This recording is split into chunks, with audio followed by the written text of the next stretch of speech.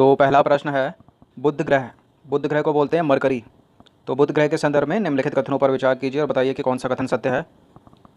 यह सूर्य का सबसे नज़दीकी ग्रह है। यह सूर्य निकलने के 2 घंटे पहले दिखाई पड़ता है।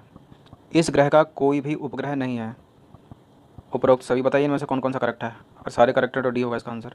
तो देखिए, बुध ग्रह मरकरी के संदर्भ में सारे के सारे कथन सत्य हैं, इसका आंसर हो जाएगा डी। तो उपरोक्त सभी के सभी कथन सत्य हैं। बुध ग्रह को मरकरी बोलते हैं और सूर्य का सबसे नज़दीकी ग्रह है ये, जो सूर्य निकलने के 2 घंटे पहले दिखाई पड़ता है। यह सौरमंडल का सबसे छोटा ग्रह है जिसके पास कोई भी उपग्रह नहीं है।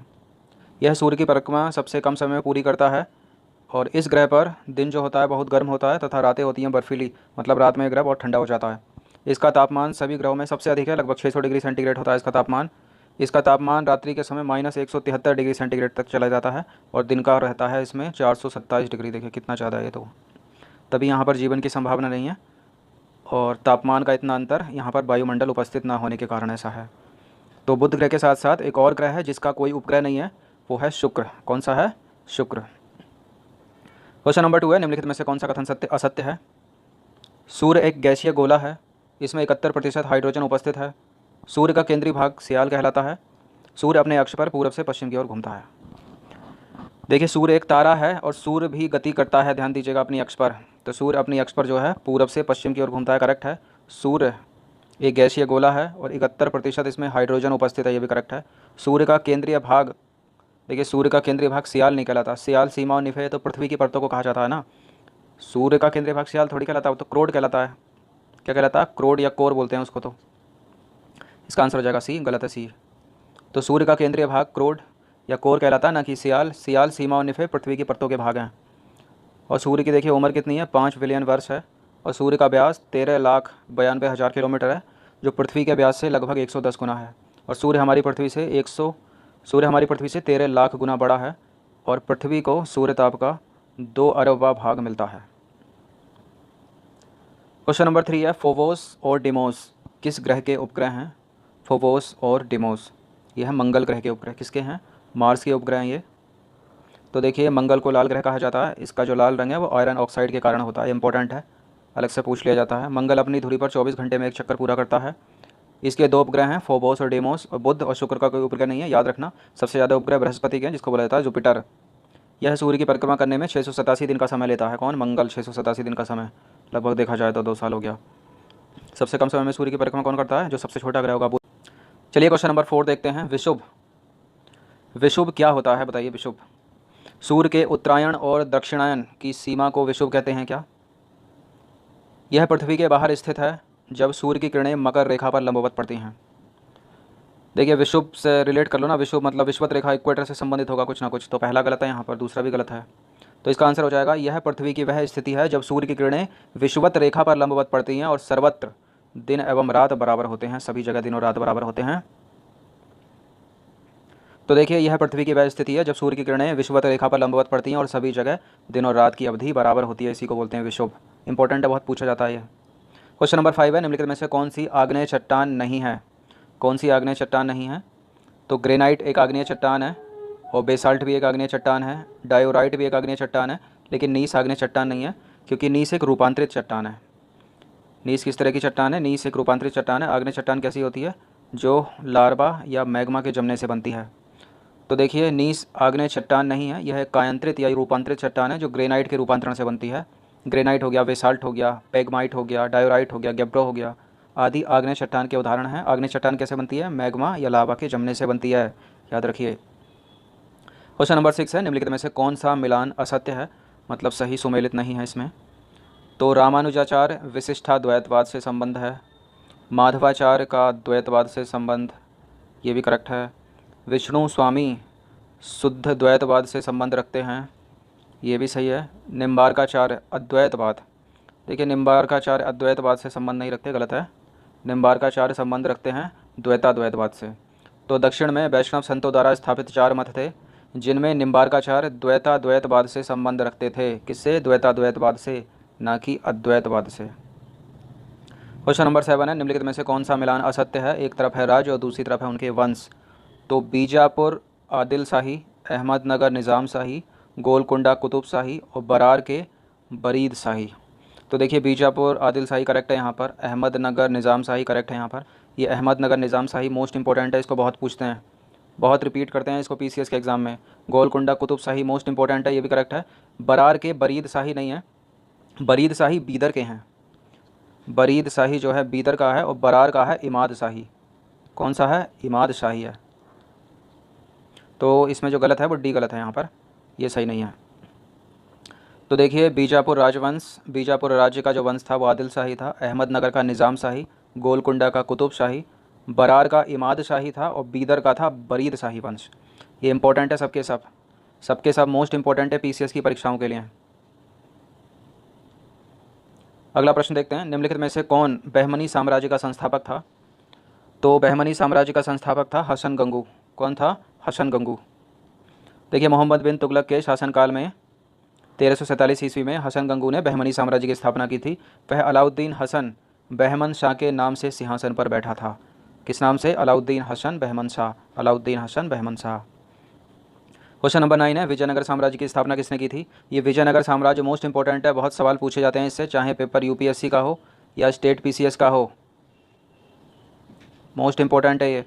तो विजयनगर साम्राज्य की स्थापना की थी हरिहर एवं बुक्का नामक दो भाइयों ने। देखिए विजयनगर साम्राज्य की स्थापना 1336 में हरिहर एवं बुक्का नामक दो भाइयों ने की थी, जो 5 भाइयों के परिवार के अंग थे। विजयनगर का शाब्दिक अर्थ है जीत का शहर। क्वेश्चन नंबर 10 है, निम्नलिखित में से कौन संगम वंश का सबसे प्रतापी राजा था, जिसे इमाडी देवराय भी कहा जाता था? तो कौन था ये? देवराय प्रथम, मल्लिकार्जुन नहीं था, अब्दुल रज्जाक तो देवराय द्वितीय के शासनकाल में भारत आया था, तो अब्दुल रज्जाक भी नहीं है। इसका आंसर हो जाएगा देवराय द्वितीय। देवराय द्वितीय को इमाडी देवराय भी कहा जाता था, ये इंपॉर्टेंट सवाल है।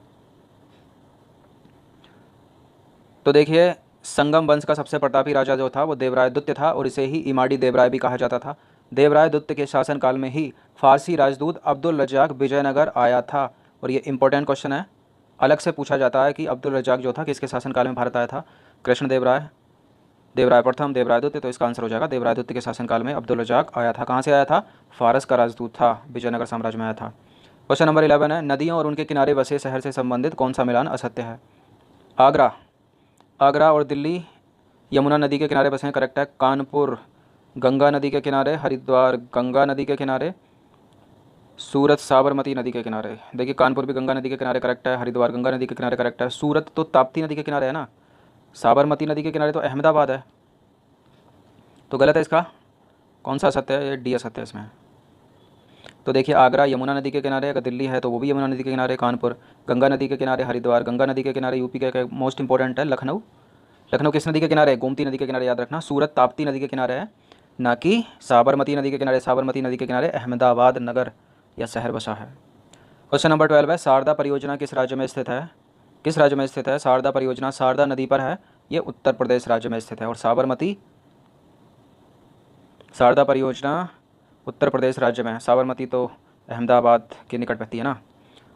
तो शारदा परियोजना शारदा और गोमती नदी पर उत्तर प्रदेश में स्थित है, गोमती नदी के किनारे लखनऊ शहर, याद रखना। और गोमती नदी को जैविक मरुस्थल घोषित कर दिया गया उत्तर प्रदेश की सरकार द्वारा। भारत के पर्वतीय नगरों के संदर्भ में निम्नलिखित में से कौन सा मिलान गलत है, मतलब असत्य है? भारत के पर्वतीय नगरों के संदर्भ में तो गुलमर्ग कहाँ पर है? जम्मू कश्मीर, लैंसडाउन हिमाचल प्रदेश, डलहौजी हिमाचल प्रदेश, रानीखेत उत्तराखंड। तो रानीखेत, नैनीताल, मंसूरी ये सब उत्तराखंड में है। डलहौजी हिमाचल प्रदेश करेक्ट है, डलहौजी हिमाचल प्रदेश में है, मनाली हिमाचल प्रदेश में, कुल्लू हिमाचल प्रदेश में, रोहतांग पास सब हिमाचल प्रदेश में। लैंसडाउन उत्तराखंड में, लैंसडाउन हिमाचल प्रदेश में नहीं है, गलत है, इसको ऐसे मिला दो। और गुलमर्ग जम्मू कश्मीर में करेक्ट है, तो इसका आंसर हो जाएगा 2। गलत पूछा है ना कौन सा सत्य है, तो बी असत्य है। तो लैंसडाउन उत्तराखंड में है, ना कि हिमाचल प्रदेश में। डलहौजी हिमाचल प्रदेश में, रानीखेत हिमाचल प्रदेश में, गुलमर्ग हिमाचल प्रदेश में, ये सब के सब पर्वतीय शहर हैं जो इन विभिन्न राज्यों में स्थित हैं। क्वेश्चन नंबर 14 है, कैमूर वन्यजीव अभयारण्य निम्नलिखित में से किस राज्य में स्थित है? इस तरह के इंपॉर्टेंट प्रश्न पूछ लिए जाते हैं। वन्यजीव अभयारण्य हो गया, नेशनल पार्क हो गया, अधिकतर आजकल एग्जाम में इस तरह से पूछे जा रहे हैं कि वो पहले रिपीट नहीं हुए हों कहीं भी, फिर स्टूडेंट को नया नया लगता है, फिर उल्टा पुल्टा मार के गलत कर देता है, तो सबकी प्रैक्टिस कर लेना। तो कैमूर वन्यजीव अभयारण्य कहाँ पर है? मध्य प्रदेश में नहीं है, छत्तीसगढ़ में नहीं है, झारखंड में नहीं है, यह है बिहार में। कहाँ पर है? बिहार में। तो कैमूर वन्यजीव अभयारण्य बिहार में स्थित है। इस वन्यजीव अभयारण्य में आपको बाघ देखने को मिलेगा, नीलगाय, घड़ियाल, सांभर, तेंदुआ आदि यहाँ पर मिलेंगे अगर आप इसकी यात्रा करोगे तो। क्वेश्चन नंबर 15 है, निम्नलिखित में से कौन सा एक कथन सही सुमेलित है? एक ही सुमेलित है, बाकी 3 गलत होंगे इसमें। एक ही सुमेलित होगा, 3 गलत होंगे। तो हजारीबाग वन्यजीव अभयारण्य बिहार में चंद्रप्रभा अभयारण्य छत्तीसगढ़ में, किश्तवाड़ राष्ट्रीय उद्यान हिमाचल प्रदेश, पलामू वन्यजीव अभयारण्य झारखंड। तो इसमें एक ही करेक्ट है, पलामू वन्यजीव अभयारण्य जो है वो झारखंड में, किश्तवाड़ ये तो जम्मू कश्मीर में है, चंद्रप्रभा उत्तर प्रदेश। तो देखिए हजारीबाग वन्यजीव अभयारण्य है झारखंड में, चंद्रप्रभा है उत्तर प्रदेश में, और किश्तवाड़ है जम्मू कश्मीर, मोस्ट इंपॉर्टेंट है ये, और पलामू झारखंड, याद रखिए इसको। तो झारखंड में तो हो गए ना, हजारीबाग भी झारखंड में है और पलामू भी झारखंड में है। क्वेश्चन नंबर 17 है, निम्नलिखित में से कौन कौन भारत सरकार के वाणिज्य मंत्रालय के अधीन है? बचत बैंक दर, रिवर्स रेपो दर, वैधानिक तरलता अनुपात। इनमें से कोई भी भारत सरकार के वाणिज्य मंत्रालय के अंतर्गत नहीं है, ये आरबीआई के अधीन है सबके सब। आरबीआई का नियंत्रण होता है इसमें, भारत सरकार का नहीं होता। तो उपरोक्त में से कोई भी नहीं, इसका आंसर हो जाएगा डी। तो देखिए भाई, चाहे वो बैंक दर हो या फिर रेपो दर हो, रिवर्स रेपो दर हो, बचत बैंक दर हो, जमा दर हो, नकद आरक्षित अनुपात हो, वैधानिक तरलता अनुपात हो, यह सभी भारत सरकार के केंद्र बैंक मतलब रिजर्व बैंक के अधीन है, ना कि वाणिज्य मंत्रालय या फिर वित्त मंत्रालय के। इंपॉर्टेंट है। तो बैंक रेट है, रेपो रेट है, रिवर्स रेपो रेट है, यहाँ दर का मतलब रेट से है, और बचत बैंक रेट, जमा दर, नकद आरक्षित अनुपात, वैधानिक तरलता अनुपात मतलब CRR, ये CRR है, ये SLR है। क्वेश्चन नंबर 18 है, ट्रेजरी बिल्स। ट्रेजरी बिल्स के संदर्भ में निम्नलिखित कथनों में से कौन सा कथन सत्य है? एक ही सत्य क्या होते हैं ट्रेजरी बिल्स? देखिए ट्रेजरी बिल्स यह अल्प अवधि की प्रतिभूतियाँ होती हैं जिसके माध्यम से सरकार उधार लेती है, या 6 माह से अधिक का बिजली भुगतान न किए जाने पर बिजली विभाग के द्वारा बिल भेजा जाता है। गलत है। शेयर बाजार में घाटा उठा रहे निवेशक को यह बिल वाणिज्य मंत्रालय को चुकाना पड़ता है। देखिए गलत है ये भी। यह सरकार की अत्यंत ही अस्थायी फंड संबंधी आवश्यकता की पूर्ति के लिए निर्गमित किया जाता है ट्रेजरी बिल्स, ये भी गलत है। इसका आंसर हो जाएगा ए। यह अल्प अवधि की प्रतिभूतियाँ होती हैं जिसके माध्यम से सरकार उधार लेती है। तो देखिए यह अल्प अवधि की प्रतिभूतियाँ होती हैं जिसके माध्यम से सरकार उधार लेती है। इसका निर्गमन सरकार के रिजर्व बैंक के द्वारा किया जाता है, भारतीय रिजर्व बैंक के द्वारा। वर्तमान में आरबीआई 91 एवं 364 दिन की ट्रेजरी बिल्स निगमित करता है। इनकी न्यूनतम राशि 25,000 रुपये तथा इसी गुणक में होती है। भारत में ट्रेजरी बिल्स पहली बार 1917 में निर्गत की गई थी। भारत में ट्रेजरी बिल्स कब निर्गत की गई थी? सबसे पहले 1917 में। क्वेश्चन नंबर 19 है, सेबी। सेबी के बारे में निम्नलिखित कथनों में से कौन सा कथन गलत है? सेबी का मतलब यहाँ है security and exchange board of India. SEBI मतलब भारतीय प्रतिभूति एवं विनिमय बोर्ड। पीसीएस की परीक्षाओं के लिए इंपॉर्टेंट है, बहुत पूछते हैं इसको। तो सेबी की स्थापना 12 अप्रैल 1988 को की गई थी। करेक्ट है ये। इसके क्षेत्रीय कार्यालय को कोलकाता, दिल्ली तथा चेन्नई में भी स्थापित किया गया है।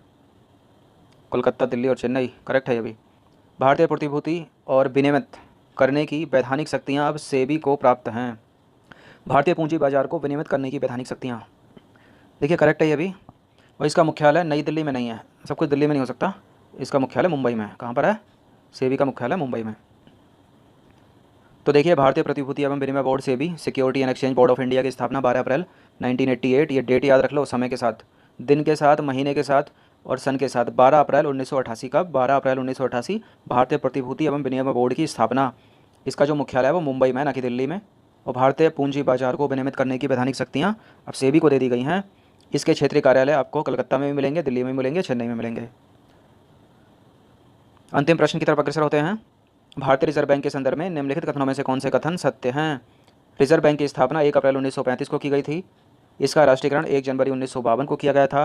रिजर्व बैंक भारत का एक केंद्रीय बैंक है, इसका मुख्यालय वहीं स्थित है जहाँ सेबी का मुख्यालय है, मतलब मुंबई में। भारत में मौद्रिक एवं साख नीति रिजर्व बैंक द्वारा ही बनाई जाती है और लागू की जाती है। तो भारत में मौद्रिक नीति एवं साख नीति भारतीय रिजर्व बैंक के द्वारा बनाई जाती है, लागू की जाती है। करेक्ट है। रिजर्व बैंक भारत का एक केंद्रीय बैंक है, बिल्कुल है भाई। इसका मुख्यालय मुंबई में है, बिल्कुल है। रिजर्व बैंक की स्थापना 1 अप्रैल 1935 को की गई थी, बिल्कुल की गई थी। रिजर्व बैंक का राष्ट्रीयकरण 1952 को नहीं किया गया था, ये किया गया था 1 जनवरी, तो यहाँ पर करेक्ट है, ये किया गया था 1949 को, 1949 को। तो सेकंड है इसका क्वेश्चन जो स्टेटमेंट गलत, तो कर दो एलिमिनेट। ये नहीं हो सकता, ये नहीं हो सकता, इसका आंसर हो जाएगा 134। तो 134 करेक्ट है यहाँ पर। रिजर्व बैंक की जो स्थापना है वो 1 अप्रैल 1935 को की गई, इंपॉर्टेंट है। इसका जो राष्ट्रीयकरण है वो 1 जनवरी 1949 को किया गया, ये भी करेक्ट है। ये दिन महीने के साथ याद रखना, यहाँ कभी कभी 1 जनवरी 1935 को कर देगा, गलत हो जाएगा। 1 अप्रैल 1935 को स्थापना की गई है और 1 जनवरी 1949 को राष्ट्रीयकरण किया गया है। ये भारत का एक केंद्रीय बैंक है जिसका मुख्यालय मुंबई में है। और भारत में मौद्रिक नीति बनाना, साख नीति, ये सब रिजर्व बैंक के ही कार्य होते हैं और यही इसको लागू करती है।